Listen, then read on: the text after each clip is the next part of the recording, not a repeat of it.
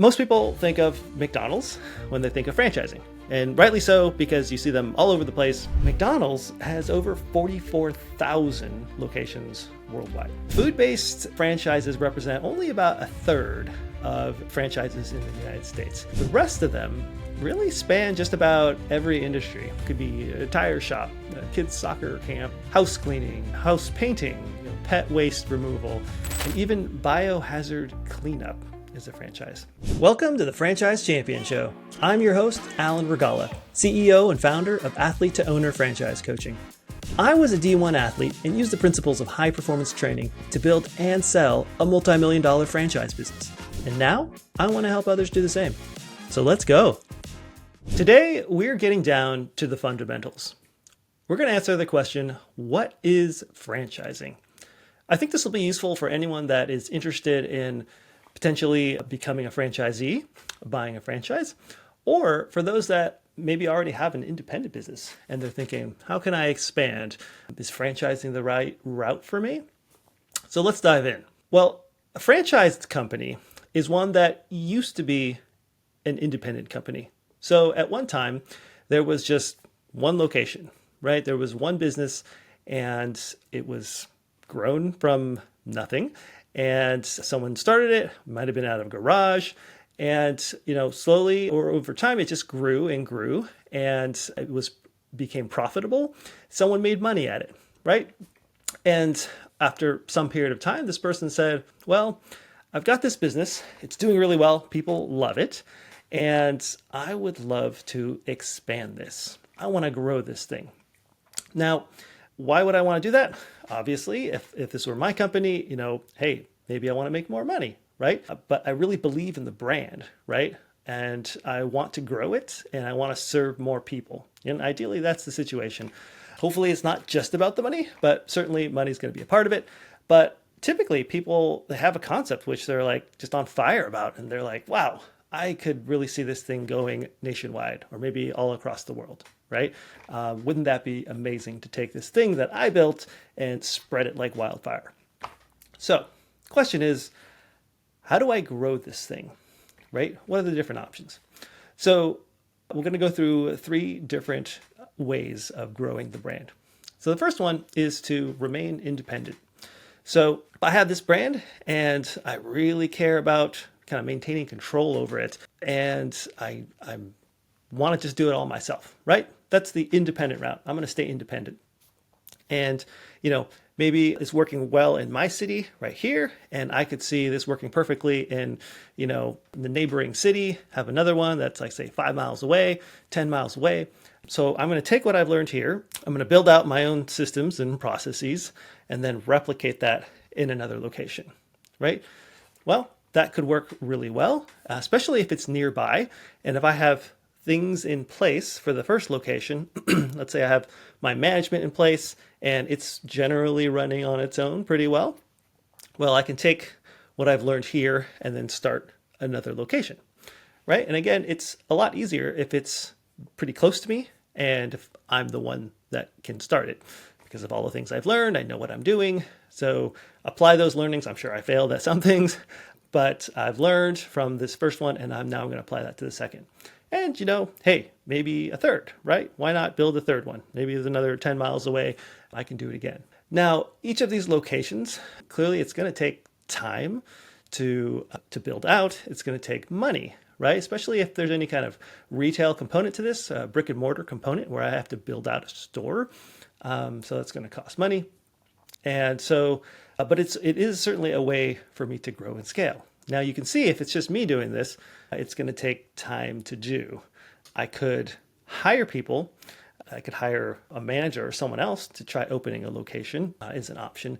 And if I hired someone that was not being paid a lot, are they going to treat that opening of a brand new business the same as I would do?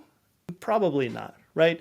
So I'd either have to do it myself or I'd have to pay someone a lot more money so they're making a really good salary so that they care about it. Or maybe they need to have some equity, right? Maybe I have to give up some of my equity or some profit sharing or something like that so that it's worth it to them to spend the effort to open this brand new business, for me. And so with that model, this kind of growing independently, you have a lot more control over everything, and you have to do everything.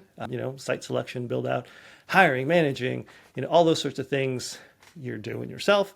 And of course, you're having to, anything related to the brand, if marketing, sales, all these other things. Of course, you're doing all of these things, yourself or with the team that you built. So you have a lot more control, but I'd say it's a pretty high cost to do that, especially if you're having to build out every single location. It's going to take a lot of money potentially to do that, right? And then if you think about trying to do that on a big scale, like outside of your hour commute, and you're trying to do that in other areas of the state and other states, other places across the country or beyond, that now is going to cost a lot of money, right? And take a lot of time to do.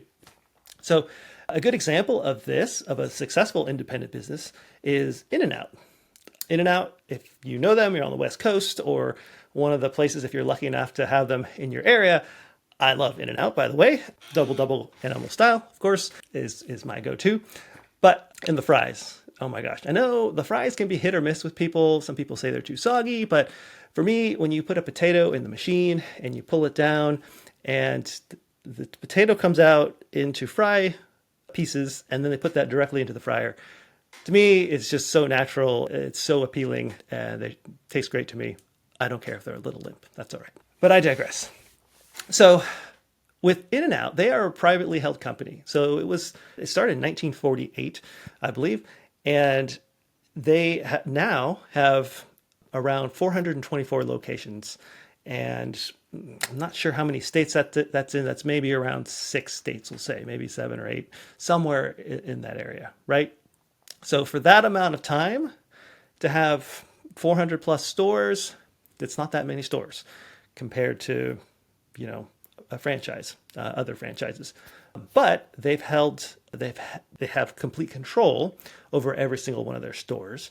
And there's reasons, that they have for wanting to build it out that way. Control is a big part of it. I know, like quality, for example, they want to be able to control the quality. And I believe logistics have another big part of this as well, is where they source the components for their products. So for the food, where they source, the hamburgers, the hamburger meat, and all the produce and the potatoes and all of that. They want to have really, really strict control over where those come from so that things come in fresh and not frozen. So that makes sense, that they'd want to maintain that as a private company and not a franchise. Although I wish there were some available in my area in Seattle, but that's okay. It makes traveling to other locations like in California and Arizona, I guess, more exciting because I get to go visit In-N-Out. All right, so staying independent, that's one method of expanding and growing the brand. Another method is a dealership. Now, most people have heard of like a car dealership, and there are other types of dealerships that you may not have known are dealerships. But the model is essentially the first company that started, that was independent, they have a product. So let's say they have a door, they provide doors or windows that are custom. Let's say they have basically a manufacturing facility. And instead of opening shops to sell their product, they have a shop in their own territory, which they probably started with because they're manufacturing their own product. They're like, hey, we want to open a lot of stores that could sell this product.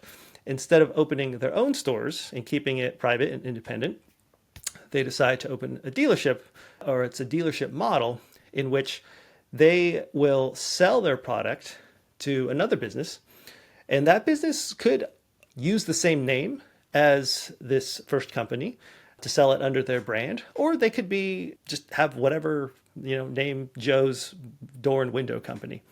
And they could sell your product or sell the product of the first company through them. And they'll get training and they'll get product support and all those other things from the dealership. But there's a lot less control that goes along with this. So they could sell other products in addition to doors and windows. So I'm going to use an example with a company called Home Story Doors. So they sell doors and windows, and most of the dealers are going under this brand of Home Story. And they'll buy product from kind of that main company, and then they'll resell it under their business, right? Again, it could be under the same name brand, or sometimes they'll do it under their own brand name or their own company name, Joe's Doors and Windows. And again, they're doing this, they're getting this product training, marketing support, and other things, but typically there's no royalties. So that's the advantage in here, is they're not paying these ongoing royalties. In some cases, the company that's selling the product, the dealership could have products that's private labeled. So maybe they said, you know what, I want to create kind of my independent business, which is a dealership, and they will buy the product from the main company, but then they'll have the main company put their logo on it. So they could say, hey, this is Joe's Doors and Windows. This is my Joe's Doors and Window product. And so that's a way for them to, again, sell the product, make it look like it's their own, but really it's from another company. They're just putting their name on it.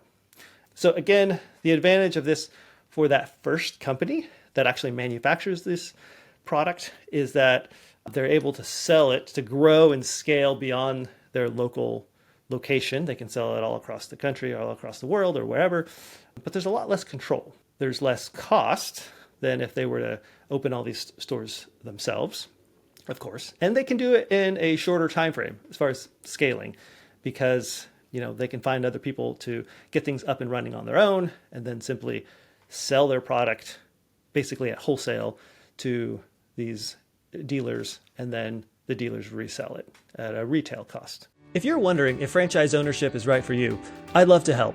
As a franchise coach, I work one-on-one with my clients to 1, find the perfect business match for their goals, skills, and investment level, and 2, help them prepare to be champions in their business. Here's the best part: my coaching services are completely free. To schedule a 15-minute introduction call, visit athletetoowner.com. The link is in the show notes. Now, back to our show. And now we'll talk about the franchise model.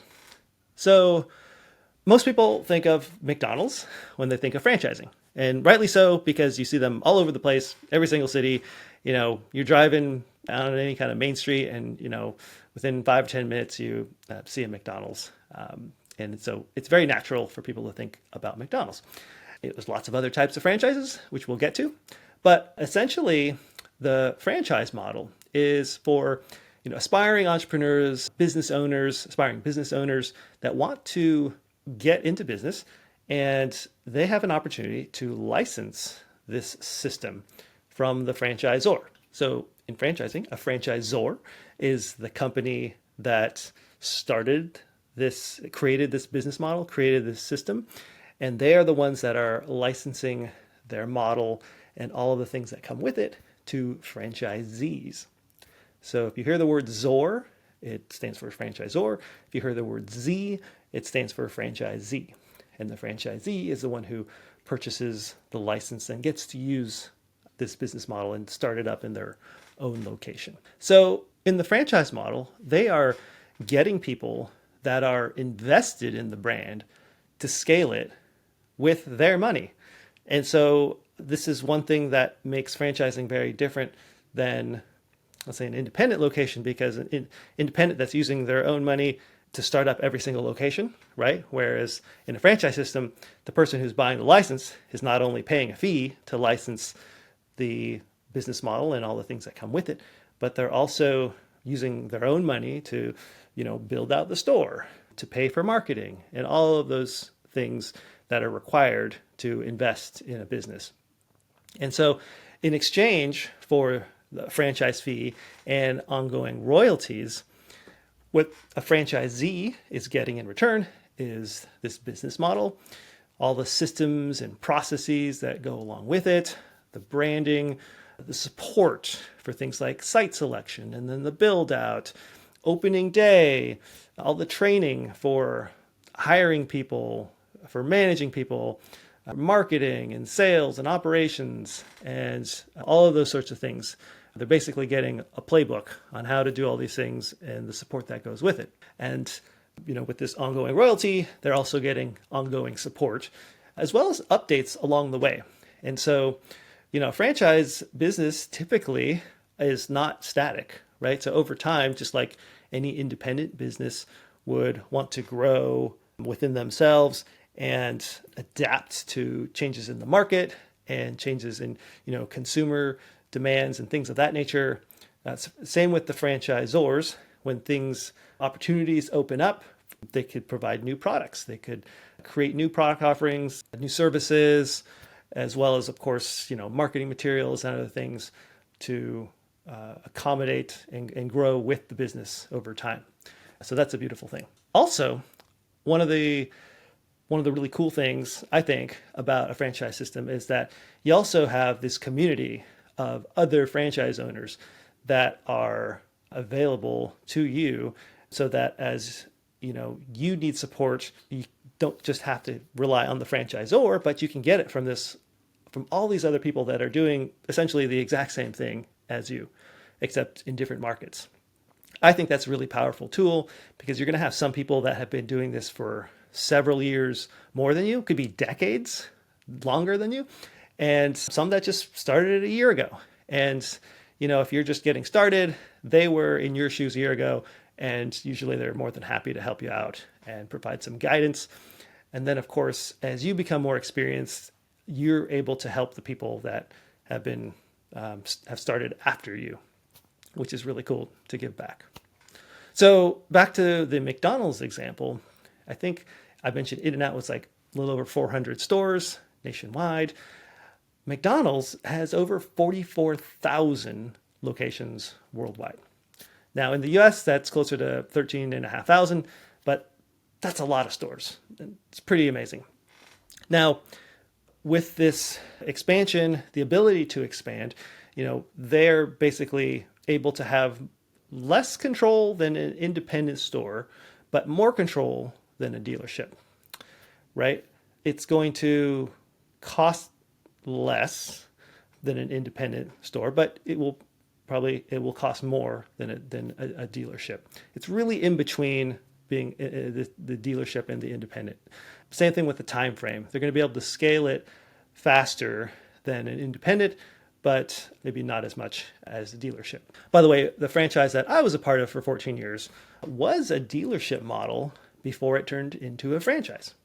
And so it had been called shelf conversions before, and it was around for a few years before they decided to change it to a franchise model. So why did they do that? Well, they wanted to have more control over how the brand was represented. So, as I mentioned before, with the dealership model, you really can't control what that business is doing. You can provide support and the training and all that stuff, but at the end of the day, they're not really legally bound to, do everything in the exact way that you want them to do it, right? Because they have the ability to use your product, but also sell other companies' products as well. And so when Shelf Genie changed over to the franchise model, there was a lot more control. They could tell you, hey, we need you to spend at least a certain amount of money on marketing every month. And, we want you attending our annual conventions and this and that. And, all for good reasons, of course, because they wanted the franchise owners to succeed. And they knew that left to their own devices, not everyone's going to follow what you suggest. But in a franchise system, if you're, really requiring that everyone follow the model, then there's probably going to be more people that follow it, and therefore more people that are successful. At least that's the idea. The franchise industry is regulated by the Franchise Trade Commission, the FTC, and that's a good thing. This industry is regulated so that it's protecting the consumers, which is, the people that are purchasing the franchise licenses, to make sure that there's a certain amount of information that's available to those people so that they understand what they're getting into, and they know, like the history of the leadership team, of the founders, and they have, they can see how much it's going to cost to start, what the ongoing fees are. There might be some information on financial performance and all these other things. We'll talk about the franchise disclosure document in another episode, but essentially they're trying to even the playing field between franchisors so that they're providing some amount of information to the consumers, and then they can make an educated decision on whether or not they want to buy that franchise license. By the way, franchising is a lot more than just food. Now, again, everyone thinks of McDonald's when they think of franchising. And, I think that's fair because they're all over the place. But food-based franchises represent only about a third of franchises in the United States. The rest of them really span just about every industry. And so that can be automotive, business to business, children's services, health and wellness, home services, lifestyle, entertainment, pet services, real estate, consumer goods, senior care, and more. There's so many things, it could be a tire shop, a kids soccer camp, house cleaning, house painting, pet waste removal, and even biohazard cleanup is a franchise. So which franchise is right for you? Well, it depends. There's really not a simple answer to that.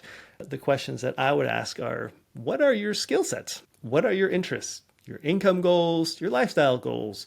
What kind of investment level are you able to make? It really is an individualized thing as far as what the right franchise is. And working with a franchise coach, such as myself, is smart, especially working with someone that has experience, someone who's been through this process. Before I bought my first franchise business, I went through this exact same process. I worked with the coach, and it was a really interesting process. Went through a really thorough interview. And, I was presented options that I had no idea could have been franchise businesses. And I went through and I explored each one and then found one that, really meshed with me. And I can tell you it was not the first one that was on my list, right? It was the last one on my list, actually. But after going through the process and working with the coach and talking to owners and all those good things, I figured out which one was the best one for me. And I'm glad I did. 14 years later, really enjoyed what I did, was the top performer in my system, and eventually sold it for a really nice exit. So I encourage you, work with a coach, whether it's me or if it's someone else.